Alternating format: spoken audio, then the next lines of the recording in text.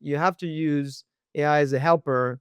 My best analogy is that it's my Iron Man suit, right? And I really think about it that way, which is it's my ability to accelerate my thinking. There's no longer this idea of you start with a blank page. You are able to kind of brainstorm and, well, I wonder what this person said about that. I wonder how I should think about this and so forth. There's also an interesting use case, that's really developing. I think that's not being talked about a lot. Is there's a lot of people that will not confess that they don't know certain things to other humans, but they might do it um, to their agents.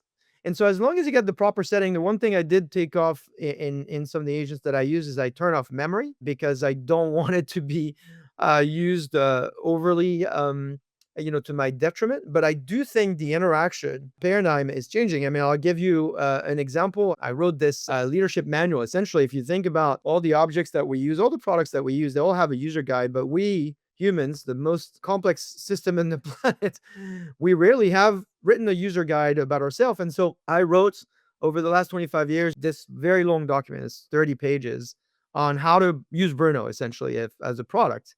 And my teammates love it. Well, I built a GPT on top of it. So now you don't have to Of read the book. course. You can use a GPT for it. I even went as far as doing the same thing with my kids. I have two kids, and every year I write them a letter. And a few years ago, I kind of went a little bit further than the letter. I probably wrote a 30, 40-page book. And I realized, when you have two kids, they're not going to read the book. And so I created what I called the Dad GPT, which is the GPT they can use if they can't get a hold of me. And it will kind of source from this book I've written them over the years. My point there is that I think we are in an era where we have extremely powerful new interfaces that we absolutely are going to have to harness on a daily basis, just like you use your email. And at the same time, we also have to remember it's the human that is responsible and accountable.